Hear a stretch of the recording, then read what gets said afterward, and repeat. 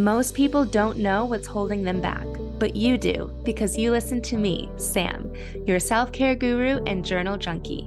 Welcome to Journal Entries, your safe place where you can tune in weekly to get tips, tricks, and journal prompts to uncover your feelings, gain clarity, and make your move. Hello. Welcome to this week's journal entry. This week's journal entry is inspired by a challenge that my mom is doing. She started a 30-day challenge. Actually, hold on. For those of you that are not watching the YouTube recording, I have my knuckles. I'm doing January, February, March, April. Do you know that trick? You can tell how many days there are in a month by your knuckles. Anyways, there are 30 days in April. So a 30-day journal challenge where she gets a prompt each day and journals on it. I did not sign up for this because I know myself and 30 days sounded like way too much. Hence why I created a 5-day journal challenge. But the prompt that she got the other day really, really intrigued me. It actually stumped me. I didn't know how to answer it. And even in my journal entry, I remember stalling and answering the actual question and actual prompt. But let me get my journal for you. Is it crazy that I literally am opening up my journal? I open up my soul for you guys. Okay, where is it? Here we go. So the journal prompt is, when was a time that I said I was fine, but really wasn't? Or a time that I wasn't fine and I said so? And what would have happened if I told the truth? I wrote about both scenarios. And now that I have journaled through it, I'm thinking of a million times that I've said that I'm fine.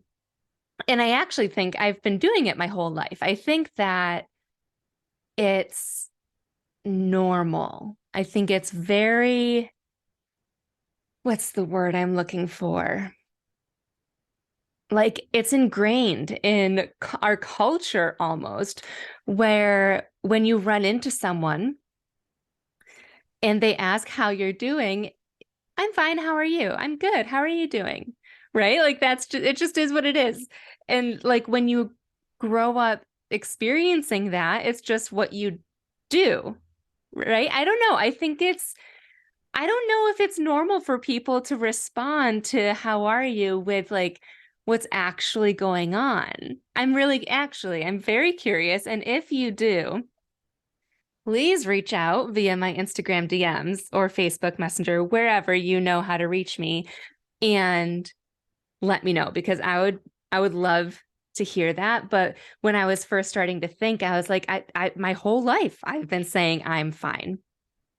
And it's just been a default. And I think still, especially in an impromptu situation, like where I'm randomly bumping into somebody, or like in a public situation, I still definitely just say I'm fine.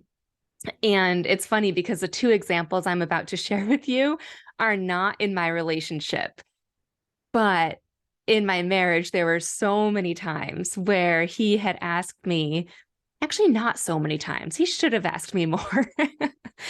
And I should have spoken up more, but there were times where he did say like, how are you? Or what's going on? And I would just say, I'm fine. Right. And clearly I wasn't, and I needed to take time for myself. But the two examples that did come to my mind first and foremost are examples with friends.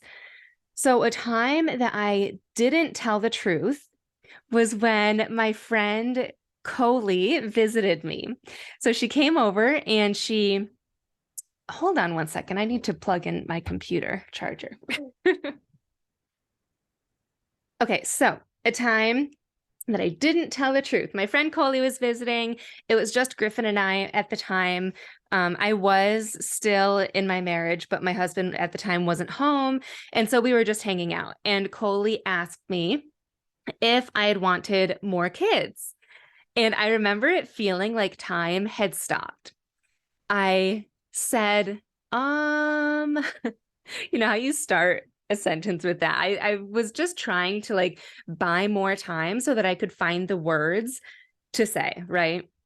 The truth was that I was really struggling personally and in my marriage, but I hadn't opened up to Coley about any of I don't even think I opened up to anyone besides my family at that point.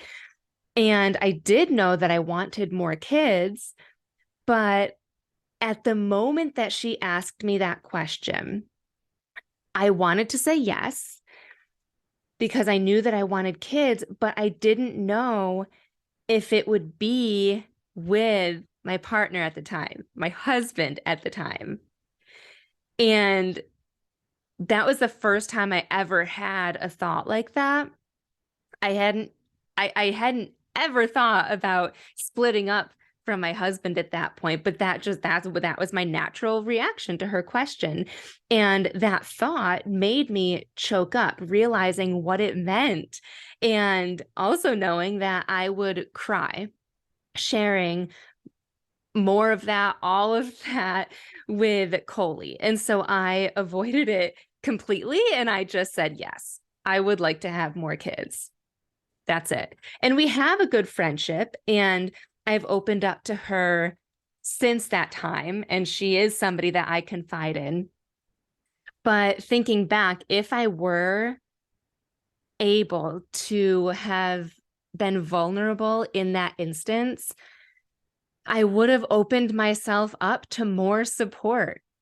I would have lightened the load on my back, right? I wouldn't have been carrying all of those emotions on my own, and it would have felt good to talk about it. And I wouldn't have had answers, but I would have gotten an outside perspective, and it would have been healing, and it would have strengthened our friendship. And I know Coley, being the person that she is, would have been such a huge support system for me. Looking back, I do wish that I was more vulnerable in that situation, but it just encourages me to use the opportunity now when people ask me how I'm doing, and if I am struggling, and if I do like have emotions when they ask me a certain question, to share it, no matter what emotions I'm feeling. A time that I did tell the truth was when I was talking to my friend Ashley about when Griffin came back from his dad's and how anxious I was and how it was about to happen all over again the following month, because Griffin was with his dad in October for Griffin's birthday, and then he had him for Thanksgiving the following month. And you guys know all about the sleep issues. I felt like I had finally gotten him into somewhat of a routine again, which really messes with my mental health. And then I just had so much anxiety knowing that he was going to be uprooted again in like 2 more weeks or something. And she reached out and said she knew that I was struggling and that she was here. And I opened up, and we often leave voice memos to each other. And I cried, and I just like shared how I was feeling, and it felt really good. And our friendship has gotten so much stronger because she knows me, right? She knows my struggles. She knows how I'm feeling. And she can also relate because she was a single mom. And so she has experience going through what I'm going through, like exactly. And so that feels really good because being a single mom with a toddler, but not just that, I left my husband when my son was 9 or 10 months old. Like that's a pretty unique situation. And having somebody that can relate to that feels really validating. And having Ashley and being able to open up and feeling okay and comfortable speaking up has really made me want to be more genuine in all of my relationships. I ended this journal entry saying, and I remember just feeling like so bland. I don't know if that's the opposite of what you were thinking I was going to say. I remember ending these entries craving connection, feeling so good about how I feel when I do open up, which starts with being truthful to ourselves, of understanding how we feel, what it means, what we need, but then opening up to people. It's scary. It puts you in a vulnerable situation, but it just feels so good. And it's just something that I want to intentionally start doing more of.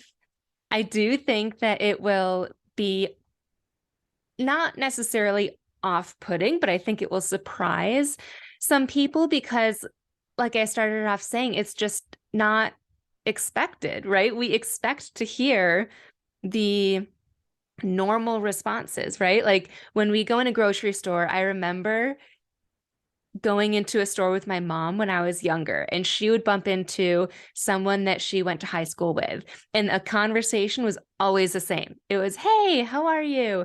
And then they talked about what they were up to, like one or two things about their family. And then it was, well, see you soon, or see you around, right? And then I bumped into one of my best friends from high school the other day, and it was like the exact same. It was, "Hey, oh my gosh, it's been so long. How have you been?" And we chit-chatted a little bit. We exchanged a little bit of personal stuff, and then off we went. And I'm like, granted, we're in a grocery store. It's not like I'm going to dump everything about my life. But I think that there are small ways that we can share more of who we are and what we're going through in a way that can really strengthen the connections that we do have. And I'm excited to do that. I feel really empowered to do that. I think I've shared with you before. I've at the very least shared snippets of this when we have a guest speaker on on the podcast.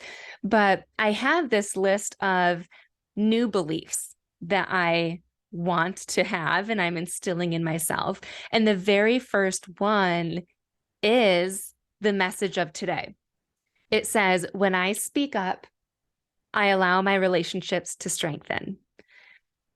And that is the basis of what I have been working on the past 2 years, of honoring how I'm feeling and then not being afraid to speak up, especially if it's a quote unquote negative emotion. And what I mean by negative is I used to feel like feeling sad or bad or frustrated, or I should get my emotions wheel out. Still learning more than the basic terms, or fear, stress, anything like that. I didn't want to like talk about it or like put that on anybody else. But I feel like because of that, I often had very surface level friendships, but no more. And I'm very excited for how that's going to feel and the connections that I'm going to have. So I'm going to ask you to journal about times that you have shared with someone when you actually were, when they asked you, "How are you?" And you actually were able to open up and share what was going on and how that felt. But then also a time when they asked you how you were and you said, "I'm fine," even though you might not have been, and what would have happened if you did tell the truth. That was such an eye-opening experience for me in my journal entry, and I hope that it is for you too. Thanks so much for tuning in to this week's journal entry. I love connecting with my listeners, so make sure you screenshot this episode and tag me on Instagram at samantha.s.says so I know you're listening. And don't forget to grab your free training and journal prompts at www.samanthapenkoff.com/podcast.